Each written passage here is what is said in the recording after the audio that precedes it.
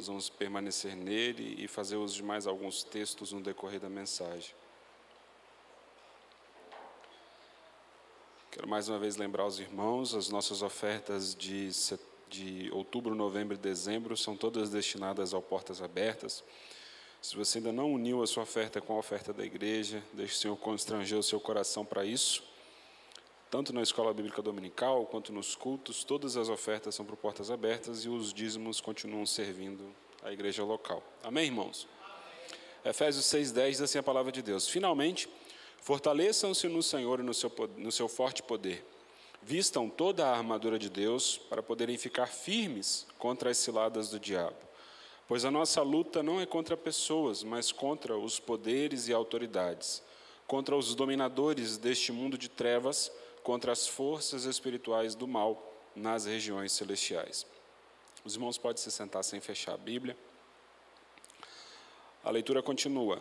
Obrigado, querido. A leitura continua. Assim, mantenham-se firmes, cingindo-se com o cinto da verdade, vestindo a couraça da justiça, tendo os pés calçados com a prontidão do evangelho da paz. Além disso, usem o escudo da fé com o qual vocês poderão apagar todas as setas inflamadas do maligno. Usem o capacete da salvação e a espada do Espírito, que é a palavra de Deus. Orem no Espírito em todas as ocasiões, com toda oração e súplica. Tendo isso em mente, estejam atentos e perseverem na oração por todos os santos. Orem também por mim, para que quando eu falar, seja-me dada a mensagem, a fim de que, destemidamente, torne conhecido o mistério do Evangelho, pelo qual sou embaixador preso em correntes. Orem para que, permanecendo nele, eu fale com coragem, como me cumpre fazer. Amado Deus e eterno Pai, Senhor, muito obrigado por essa noite. Obrigado pela Tua palavra, pela revelação do Teu Evangelho. Nós estamos reunidos em Teu nome, Senhor, e precisamos receber do Senhor orientações que mantenham a nossa fé, a nossa espiritualidade, a nossa comunhão com o Teu Espírito Santo. Alimenta-nos nesse momento onde já estamos preparados pelos louvores, onde o nosso coração já se encontra, ó Deus, preparado para a preciosa semente que vem do Senhor. Alimenta-nos assim, nós te pedimos mais uma vez. Aqueles que nos acompanham de casa, de igual modo, sejam constrangidos pela presença do Teu Espírito Santo. Que haja cura, restauração, libertação e alegria nessa reunião. Assim nós te pedimos, certos da nossa vitória, te agradecendo em nome de Jesus. Amém e amém, Jesus.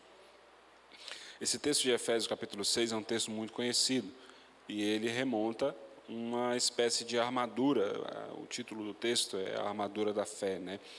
E essa armadura, ela geralmente vem associada com a necessidade de defesa. Quando Deus fez a sua criatura e após a queda original com Adão e Eva, Deus sabia que o mundo era um ambiente muito hostil para nós, uma vez que nós estamos aqui, mas a nossa natureza não é daqui, porque o Senhor nos chamou para sermos salvos. E Deus, sabendo dessa dificuldade, nos forneceu ferramentas, nos deu recursos para que nós pudéssemos sobreviver nesse mundo. Nesse texto aqui, a gente tem 6 itens que Deus disponibiliza para nós. Ele disponibiliza primeiro um cinto, uma espécie de cinturão, depois uma couraça, que é ao contrário do que o nome pressupõe, couraça, a gente pensa que é alguma coisa de couro, mas era um peitoral de metal. Era também muito usado nas embarcações, os navios de guerra, tinham a ponta do navio, era de metal para que se encostasse em outro navio não causasse dano. Hoje em dia, alguns carros de guerra também usam essa mesma estratégia. Depois, Deus disponibiliza para nós calçados especiais, que eram a prontidão do Evangelho. O escudo da fé, para que nós não fôssemos atingidos, um capacete da salvação e a espada do Espírito Santo. Tudo isso para deixar claro para nós que nós estamos em guerra em todo momento. Nós estamos em uma guerra constante. Mas essa guerra não acontece contra nada, nem ninguém que eu veja. Logo, se algo me ataca, se algo me fere, se algo me constrange, a minha luta não é contra isso que eu vejo, mas sim contra hostes espirituais, em lugares celestiais que nós não habitamos e que influenciam esse mundo que nós vivemos. E Paulo, por saber da astúcia de Satanás, a Bíblia é muito clara em nos orientar a não darmos palco para a ação de Satanás, mas não negligenciarmos também a sua atuação no nosso mundo e o seu poder. Paulo, plenamente consciente de que Satanás é como um cão amarrado à coleira e Deus é o dono que sabe até onde ele pode ir, o mesmo Paulo explica e deixa transparecer que ele sabia que o oponente das nossas almas é muito forte. Ele diz assim, versículo 19, orem também por mim, para que quando eu falar me seja dada a mensagem do Evangelho. Versículo 20, pelo qual sou embaixador preso em correntes. Orem para que permanecendo nele eu fale com coragem como me cumpre fazer. Paulo está falando, eu, o apóstolo dos gentios, estou suplicando a vocês que por misericórdia orem por mim, para que eu não abandone esse evangelho que precisa ser pregado aos que estão cativos, para que eu não abandone esse evangelho que precisa chegar a tantos quantos Deus queira libertar. Sendo Paulo, o apóstolo dos gentios, ele diz, eu reconheço a minha fragilidade diante desse mundo e peço que vocês orem por mim. Quanto mais eu e você, que não tivemos tantas experiências quanto Paulo teve, precisamos ter, ao mesmo tempo, entender que Satanás não passa de um cão amarrado, em contrapartida não negligenciar a sua atuação no nosso mundo. Claro para os irmãos até aqui? Então, pensando nisso, eu separei duas ferramentas que nós podemos usar nesse processo para nos apropriarmos dessa armadura de Deus que vem em Efésios 6. A primeira ferramenta que eu separei para que nós estudássemos é o meio pelo qual nós acessamos ao nosso Deus e nosso Pai, que é a oração. E eu te convido a abrir a sua Bíblia no Evangelho de Mateus, capítulo 6, versículo 5. Evangelho de Mateus, capítulo 6, versículo 5.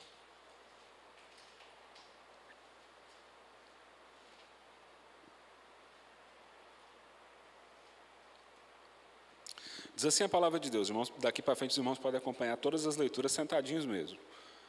O Evangelho de Mateus, capítulo 6, versos 5 a 8, diz assim a palavra de Deus. Quando vocês orarem, não sejam como os hipócritas que gostam de orar em público nas sinagogas e nas esquinas, onde todos possam vê-los. Eu lhes digo a verdade, eles não receberão outra recompensa além dessa.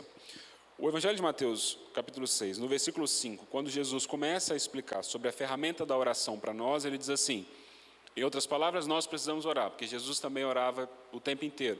Paulo disse que nós precisávamos orar em espírito o tempo inteiro, orar no espírito o tempo inteiro, estar permanentemente em estado de oração e súplica diante de Deus.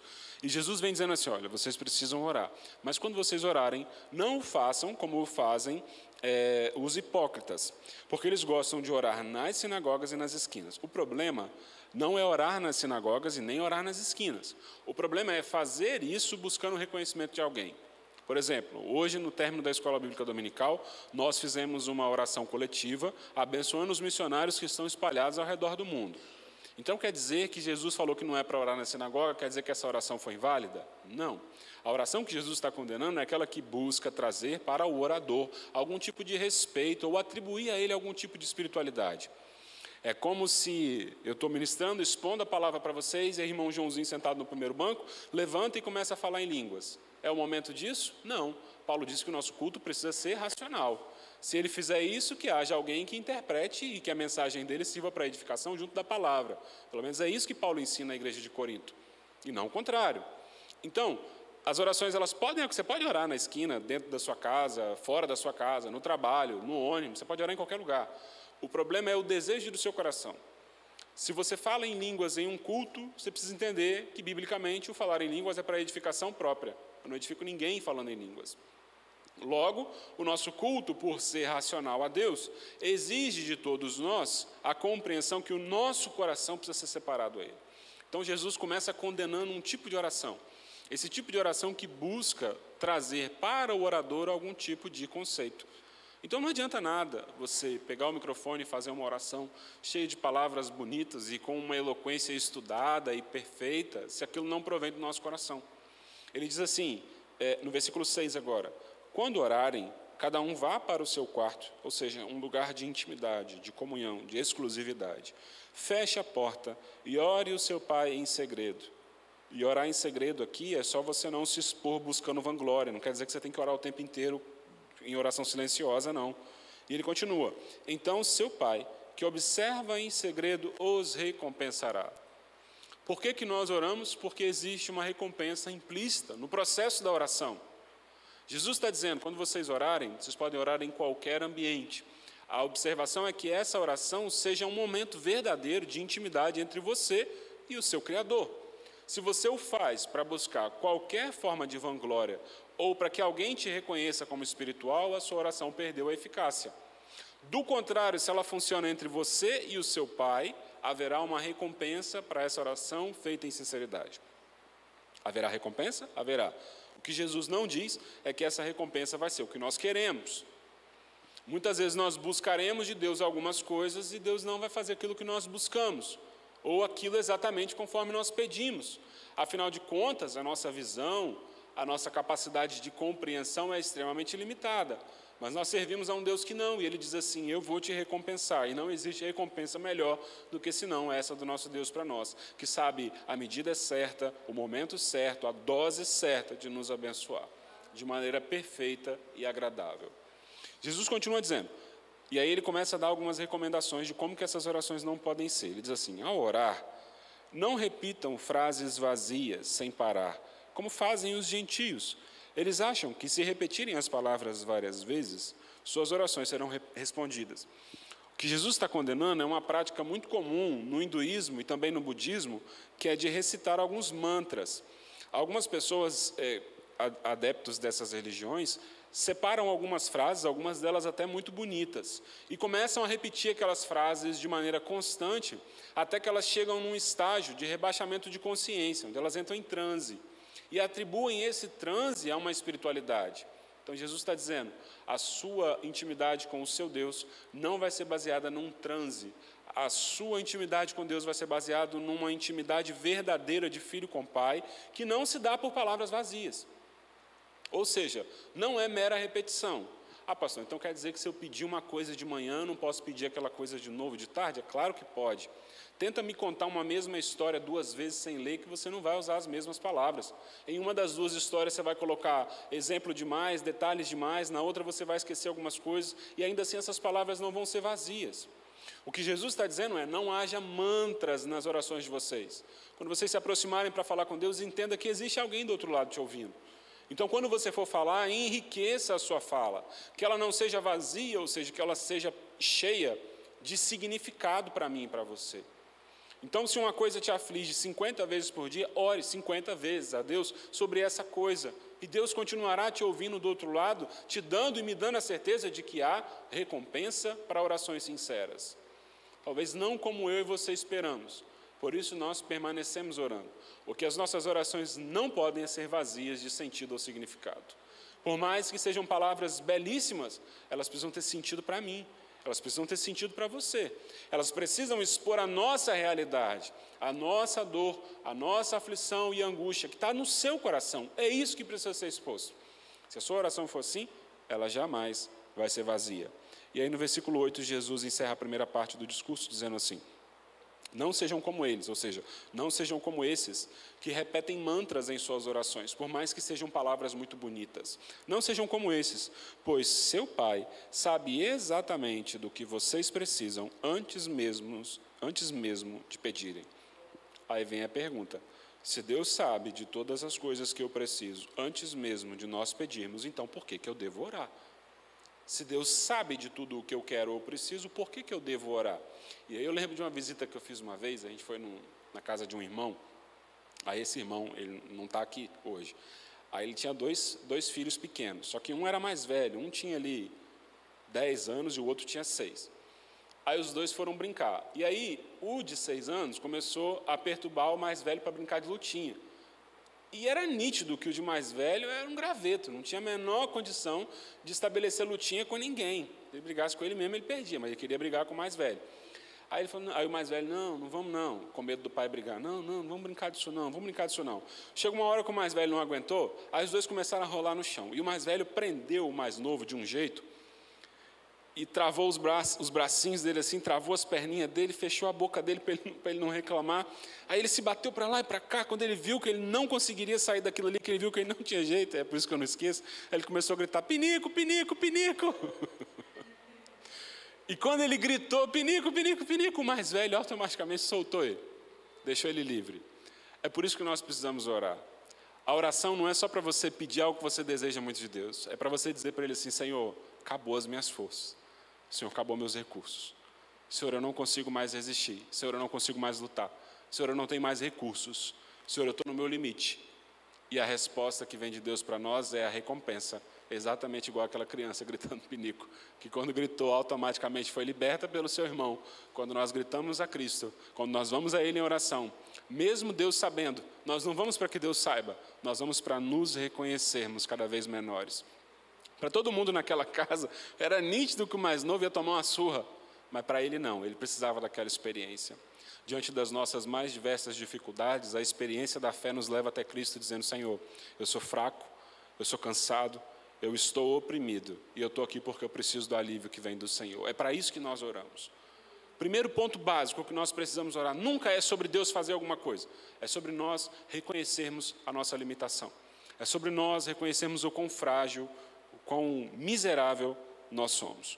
E é por isso que Paulo, sendo apóstolo dos gentios, tendo passado por naufrágios, açoites, humilhação, pancada de tudo enquanto é tipo, tendo passado por tudo isso e sabendo que Deus o livrava de todas essas coisas, disse assim: orem por mim, para que eu tenha a autoridade do Espírito Santo para apregoar como ele deve ser apregoado. Primeira coisa, se você quer ser revestido da armadura que vem de Deus, entenda o valor da oração. Jesus sabia que isso ia gerar um certo tipo de dúvida nas pessoas, então no versículo 9 ao 13 ele vai explicar como que nós oramos. E é a famosa oração do Pai Nosso, né? Só que essa oração do Pai Nosso, ela não é para você fazer toda vez que você vai orar a oração do Pai Nosso. Quer orar o Pai Nosso? Não tem problema nenhum, pode repetir quantas vezes você quiser o Pai Nosso. Só que o que Jesus estava fazendo ao orar o Pai Nosso, ele estava dando uma estrutura de oração. Ele estava explicando como que a oração deveria acontecer. Então ele está dizendo assim: olha, o Deus que é o nosso Pai sabe de todas as coisas. Então todas as vezes que a situação estiver difícil, ou que vocês precisarem, ou quiserem criar comunhão com Ele, orem. Porque mesmo Ele sabendo, é necessário que nós nos reconheçamos. Porém, existe uma forma de orar. Existe uma estrutura de oração.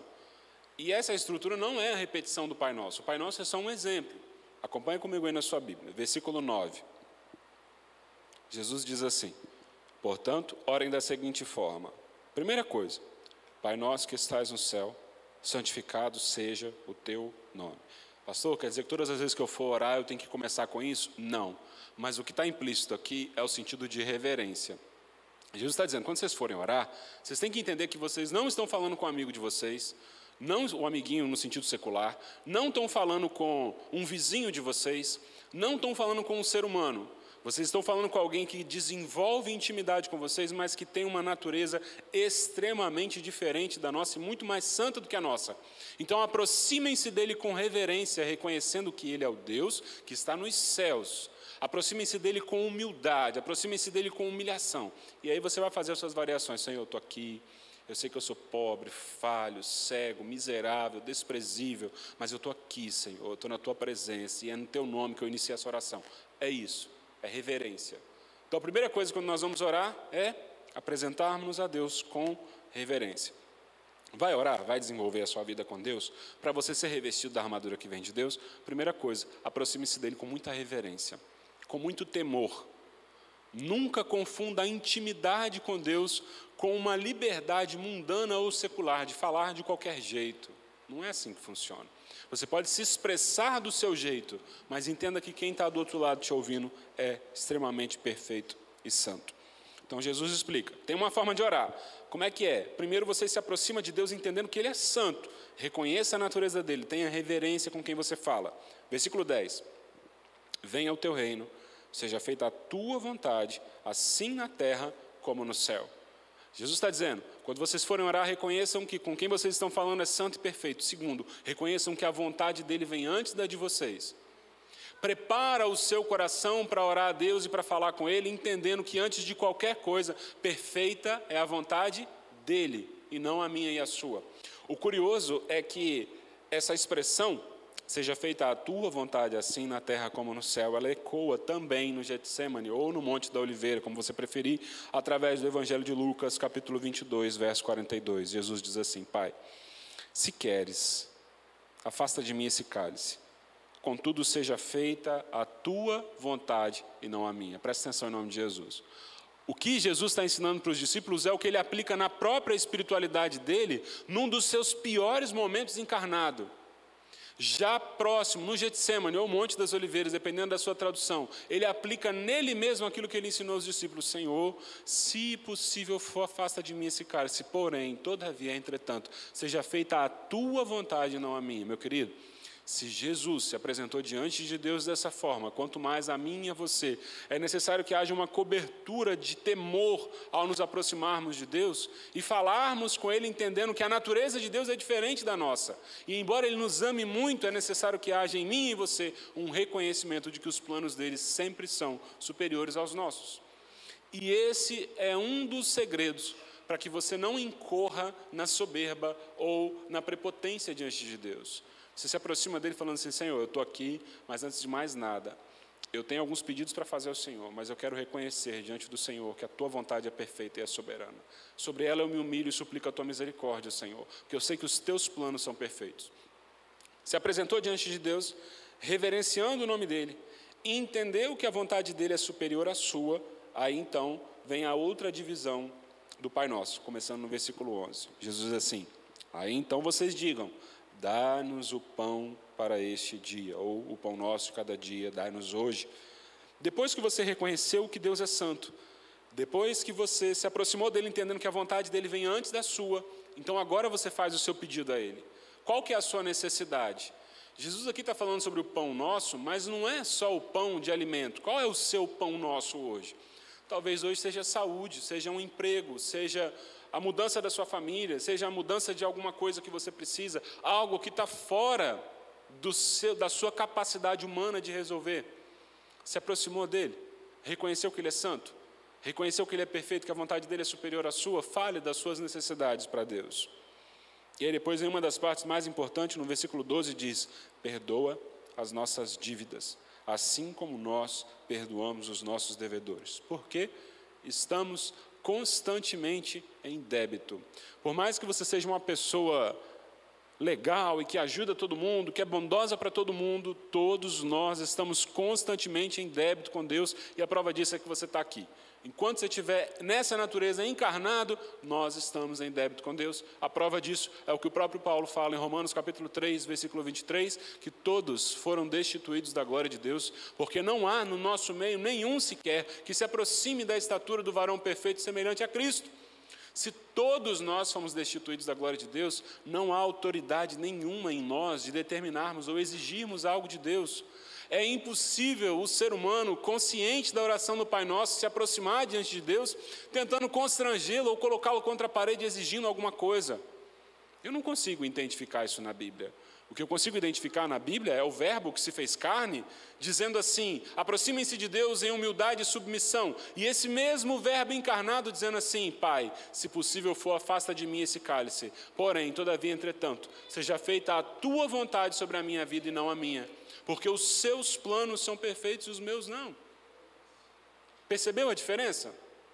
Então Jesus está dizendo: quando vocês orarem dessa forma, estejam conscientes que é uma oração sincera, de humildade a Deus, e que há recompensa. Versículo 13.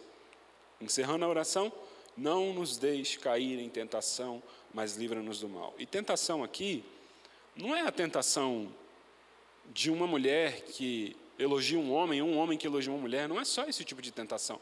Jesus está dizendo que um dos pontos importantes da nossa oração com Deus é de pedir a Deus que não nos deixe cair em provação severa. Provação que degrade a nossa moralidade, ou que coloque em risco o nosso comportamento idôneo diante dele. Está dizendo: peçam a Deus para que livre vocês da provação severa. Então nós precisamos orar primeiro, para reconhecer a Deus as nossas fragilidades, as nossas limitações. Para reconhecer que o nosso sustento e a palavra perfeita vem dele. Terceiro, para poder reconhecer o tempo inteiro que é Ele quem nos livra das provações severas. É Ele quem acalma a tempestade da nossa embarcação. É Ele quem determina a cura da nossa vida. É Ele quem nos livra de Satanás, que ao nosso redor busca nos tragar a todo instante. É Ele quem nos guarda.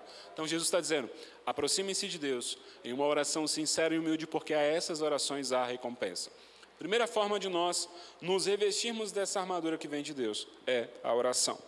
E aí você precisa, quando chegar em casa hoje, ler mais uma vez o Evangelho de Mateus e começar a olhar para dentro de você e refletir em como é que anda a sua vida de oração. qual é o comportamento que você tem tido durante a oração. Eu reconheço que essa oração de Jesus é uma oração estruturada para nós a repetirmos, para desenvolvermos comunhão com Deus. Porém, muitas vezes, a oração que nós vamos fazer a Deus é apenas um grito de misericórdia ou socorro, dada a pressa do momento. Porém, a gente não vive só de pressa, a gente vive de relacionamento, a gente vive de contato, de comunhão.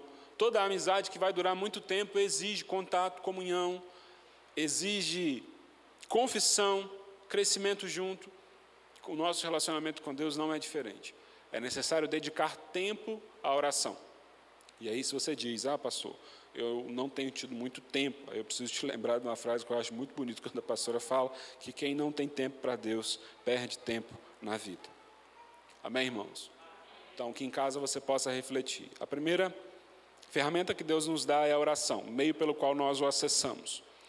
A segunda ferramenta que o Senhor nos concede é uma coisa chamada devocional. O devocional, basicamente, é você separar um tempo para se alimentar da palavra de Deus. Existem alguns animais que vão comer, e eles pegam o alimento do chão ali, né, o pasto lá, eles comem, aquilo entra na boca deles, mas não vai direto para o estômago. Eles entram num processo de ruminação, e aquele alimento está ali na boca deles antes de descer para o trato digestivo. Amém para todo mundo? O devocional é basicamente a mesma coisa. É você pegar a sua Bíblia, abrir, ler, entender o que leu, e agora você vai refletir sobre aquilo ali. Eu acho que é fundamental para todo crente, se você nunca leu a Bíblia uma vez na vida toda, que você faça aqueles planos de leitura anuais para que você consiga ler a sua Bíblia toda. É importante. Mas mais importante do que isso é você olhar para a sua Bíblia. Eu não sei aqui quem já passou, já ficou num hotel, e aí o café da manhã do hotel geralmente é referência, porque é um café bem farto, né? Tem um monte de bolo, um monte de pão, um monte de coisa gostosa lá. Só que geralmente quando as pessoas dormem no hotel, no outro dia vai sair com pressa, chega ali ou não participa de tudo, ou come tudo de uma vez, ou sai dali rolando porque comeu além do que deveria. Mas não tem tempo suficiente de aproveitar, porque às vezes vai ficar um dia só, ou 2 dias só, o tempo está curto. Quando você olhar para a sua Bíblia, nunca olhe como um café da manhã de hotel. Quando você olhar para a sua Bíblia, lembra que é uma mesa farta com tudo o que você precisa comer e gosta de comer, mas que você não tem pressa para levantar dela. Você pode sentar nessa mesa de manhã e comer um bolo que te agrada, se alimentar bem dele. De tarde, você pode sentar nessa mesa de novo e se alimentar dele. O que eu estou dizendo para você é que a sua leitura bíblica não pode ser 2, 3 versículos antes de trabalhar e 1 versículo à noite antes de dormir. Não funciona. Por que não funciona? Qual que é a ideia do conhecimento bíblico? É que eu conheça tanto a palavra, que quando eu entrar em uma situação de tribulação e angústia, eu já saiba o que a palavra diz para mim naquele momento. E o meu coração, então, descansa naquela promessa. E não eu esperar entrar na tribulação para ir para um outro crente desesperado, dizendo que eu estou angustiado. Isso é sinal de que eu ainda não amadureci espiritualmente a ponto de conhecer essa palavra que Deus me deu, para que eu levasse para casa, para que eu usufruísse dela em todos os ambientes. No carro, no trabalho, na escola, em casa, no hospital, em todos os ambientes. Então, devocional é um tempo de reflexão na palavra. E agora vamos olhar na palavra se realmente esse devocional é tão importante assim, ou é apenas uma mera formalidade para dizer que o crente lê Bíblia. Josué capítulo 1, versículos 6 ao 9. Depois da morte de Moisés, Deus fala com Josué o seguinte: seja forte e corajoso, pois você conduzirá esse povo para tomar posse da terra que eu jurei dar a seus antepassados. Seja somente forte e muito corajoso. Tenha o cuidado de cumprir toda a lei que meu servo Moisés lhe ordenou. Não se desvie dela nem para um lado nem para o outro. Assim você será bem-sucedido em tudo o que fizer. Versículo 8. Relembre continuamente os termos desse livro da lei. Medite nela dia e noite, para ter certeza de cumprir tudo o que nela está escrito. Então, você prosperará e terá sucesso em tudo o que fizer. Essa é a minha ordem. Seja forte e corajoso. Não tenha medo nem desanime, pois o Senhor, seu Deus, estará com você por onde você andar. Quando Moisés morre, Deus dá uma palavra a Josué. Fica atento em toda a lei que você recebeu de Moisés e não se desvie dela nem para a esquerda nem para a direita. Deus sabe que nós temos uma inclinação ao erro muito maior do que ao acerto. Então Deus diz para Josué, versículo 8, relembre continuamente os termos deste livro da lei. Por que Josué precisava relembrar continuamente? Porque nós temos uma memória que não é memória, uma vaga lembrança, e nós nos esquecemos muito fácil daquilo que Deus fez, daquilo que Deus disse, daquilo que Deus nos ensinou. Por isso, precisamos constantemente, continuamente nos alimentar da palavra e voltar a esse livro para relermos e relembrarmos aquilo que um dia o Senhor nos ensinou. Volto a dizer para você, se você lida com a sua Bíblia como se fosse um livro de poesias que você lê sem compromisso e não se aprofunda naquele conhecimento, seu coração não está preparado para o dia da angústia. A sua fé não está preparada para o dia da tribulação. E eu preciso te dar uma outra verdade. O dia da angústia um dia chega. E o da tribulação também. Porque quando Paulo relata a armadura da fé, ele está dizendo assim: estamos em guerra e Deus não nos retirará dessa guerra. Portanto, estejam preparados, porque os dardos inflamados virão e a nossa cabeça e o nosso coração precisam estar preparados. E eles só se preparam mediante o conhecimento dessa palavra que está na sua mão, para que alimente a nossa fé e a nossa espiritualidade.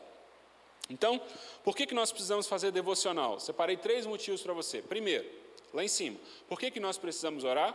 Lembra da criancinha pedindo pinico. Quando você ora, você não está exigindo de Deus nada. Você está reconhecendo para Ele que você não passa de pó da terra ao qual retornará. E é carente da misericórdia e da graça que vem dEle.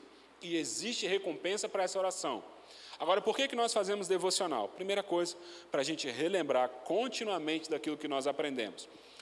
A maioria de nós aqui passou pela escola básica, onde você aprendeu ali muitas coisas através dos seus professores e das suas professoras. Só que os anos foram passando e hoje em dia a maioria de nós só lembra como que soma, diminui, subtrai, multiplica e divide, e ainda assim se o número for pequeno. Por quê? Nós perdemos o hábito e a prática de fazer contas muito elaboradas. Percebeu o exemplo? Entendeu todo mundo? O conhecimento da palavra é a mesma coisa. Enquanto a sua Bíblia permanecer empoeirada na sua estante, deixada de lado, o seu conhecimento vai se reduzindo. Quanto menos conhecimento você tem, mais susceptível à decepção e à frustração você é, mais próximo da apostasia e do desânimo você está, e mais longe da estatura de um crente maduro você também está, colocando em risco a sua espiritualidade e a sua comunhão, correndo o risco de continuar vindo para a igreja, mas entrando e saindo da mesma forma sem que haja mudança, sem que haja amadurecimento, sem que haja a alegria do Espírito. E Deus não tem marcação com ninguém, mas Deus nos ensina através de muitas formas. Segunda coisa, nós precisamos de um devocional muito aguçado, porque o devocional resolve as nossas frustrações com as pregações que acontecem na igreja.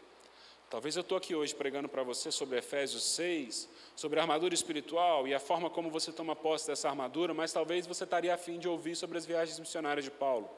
Talvez você quisesse ouvir sobre o Pentateuco, sobre a divisão dos reinos entre norte e sul, todas as frustrações. Já cansei de ouvir isso. Eu tenho uma dificuldade quando fulano prega, quando Beltrano prega, porque eu não entendo nada, eu tenho dificuldade de compreender, eu tenho dificuldade de entender. O devocional resolve as nossas frustrações. Quando nós nos reunimos, o Espírito Santo atua no nosso meio, traduzindo a palavra ao nosso coração de acordo com a nossa necessidade, de maneira que eu posso conhecer o texto que está sendo pregado de uma ponta a outra, mas eu tenho plena consciência que em um determinado momento daquela reunião, o Espírito Santo vai colorir aquele texto para mim de forma que eu nunca vi antes, porque é Ele quem pode fazer essas coisas, independente de quem prega. Mas se você um dia se vê insatisfeito com as pregações que saem do púlpito da sua igreja, é porque o seu devocional está fracassado.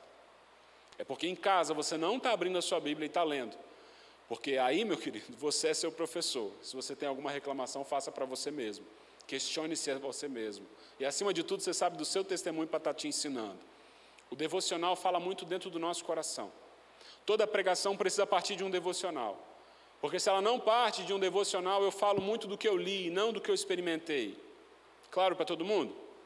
Primeiro motivo do devocional, para você relembrar das coisas que você esquece, e eu também, com muita facilidade.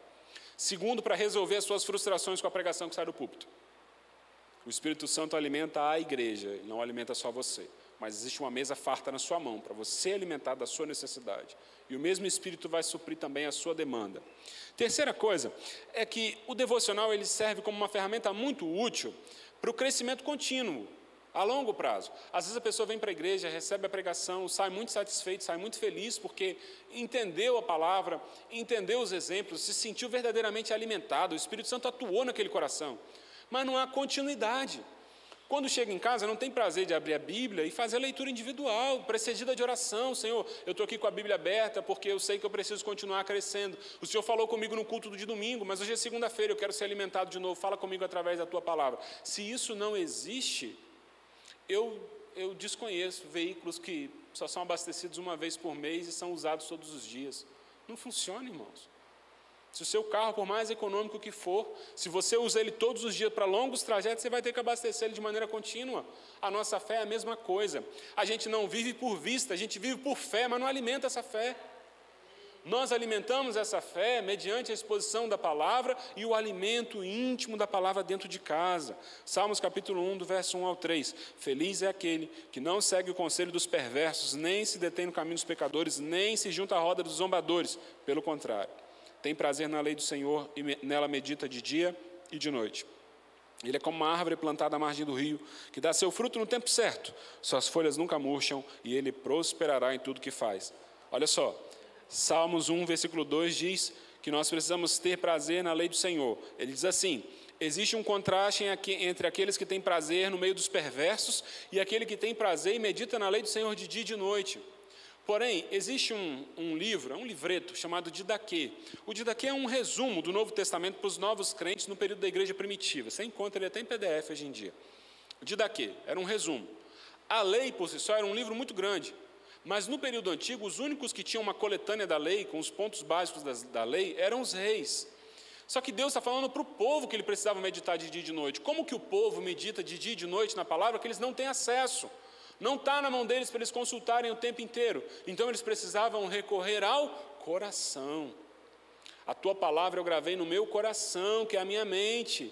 E agora que ela está gravada na minha mente, eu posso meditar nela de dia e de noite. O meu e o seu quadro é diferente, porque a Bíblia está acessível para mim e para você, de Gênesis a Apocalipse, na palma da nossa mão. E nós podemos nos alimentar dela de maneira irrestrita. E Deus continua dizendo a mesma coisa. Bem-aventurados seremos nós, quando tivermos prazer de meditar nessa lei. Quando tivermos prazer de retirar um tempo do nosso dia para olharmos para a palavra e buscarmos nela conselho, exortação, edificação, cura, restauração. Por quê? Qual que é a promessa para mim e para você quando nós alcançarmos o prazer de meditar na lei do Senhor? Versículo 3, ele é como árvore plantada à margem do rio, dá fruto no tempo certo, suas folhas nunca murcham e prospera em tudo que faz. Você quer ser próspero nessa terra antes que Cristo volte para te buscar e me buscar? Desenvolva prazer pela palavra dele, porque a palavra de Deus é o caráter de Deus revelado para mim e para você. E não dá para a gente continuar lidando com a Bíblia como a gente lidava com aquelas caixinhas de promessas, que é uma caixinha bonitinha assim, pequenininha, todo dia você vai ali e puxa um versículo. Não é assim que o Senhor espera me alimentar e te alimentar. Isso serve para o ímpio, que não tem conhecimento nenhum da palavra, para chamar ele para dentro da palavra. Para mim e para você não. A nossa fé precisa passar de 1 ou 2 versículos. O nosso conhecimento da palavra de Deus não precisa marcar livros, nomes, capítulos e versículos, não, porque eu também sou horrível com isso. Mas a minha e a sua memória precisa estar aguçada com a palavra para saber o que ele diz ao meu e o seu caráter, ao meu e o seu respeito de como nos comportarmos. Decorar capítulo e versículo é para depois, mas entender o caráter de Deus é para ontem. Porque sem isso, meu querido, nós não conseguiremos permanecer de pé no mundo que nós vivemos. Primeira ferramenta para você que deseja ser revestido da armadura espiritual de Efésios, capítulo 6, verso 10 ao 20, lembre-se da oração. Oração não é uma coisa que você faz de maneira corriqueira. Oração não são meia dúzia de palavras desconexas. A oração existe uma estrutura. A oração é para você criar vínculo, é para você criar comunhão. Exige um relacionamento daquele que ora com o seu Senhor. Lembre-se de ter e desenvolver uma vida de oração. Segundo ponto, lembre-se do devocional. Que a minha e a sua espiritualidade passe das gotas, que são versículos isolados, ou das pregações que recebemos na terça-feira, ou no domingo.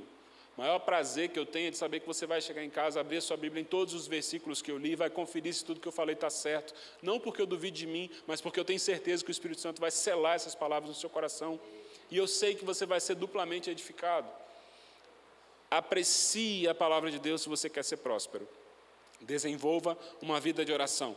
para que você saiba encontrar descanso, refrigério e renovo num mundo tão difícil como esse que nós vivemos. Tiro para vocês 4 conclusões para refletir junto comigo. A primeira delas é que a nossa luta não é, nunca foi e nunca será contra pessoas. Por mais que alguém te persiga, por mais que alguém te afronte, por mais que alguém te decepcione, por mais que alguém te traia, por mais que alguém te frustre, não é contra pessoas. É contra hostes espirituais num lugar que nós não acessamos, mas influencia o nosso mundo. Tenha isso em mente o tempo inteiro, porque o mundo espiritual não cessa quando você para de orar. A segunda coisa é não esqueça desses meios, dessas ferramentas que facilitam que a armadura espiritual esteja em nós. Oração devocional.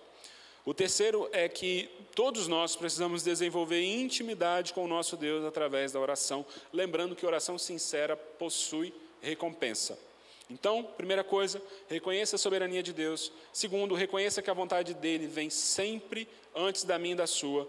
Terceira, apresente as suas necessidades a Deus. Quarta e última, reconheça as suas limitações e que você não passa, assim como eu, de um pobre, miserável pecador, desprezível, de nada merecedor, mas por causa de um negócio tão maravilhoso chamado graça, nós acessamos a presença do Senhor e falamos com Ele das nossas necessidades. Se coloca de pé. E a última observação que eu deixo para mim e para você, crie o hábito de refletir sobre a palavra de Deus, lembrando que todas as vezes que você abre esse livro, ele é um banquete disponível para mim e para você, que não tem hora para acabar.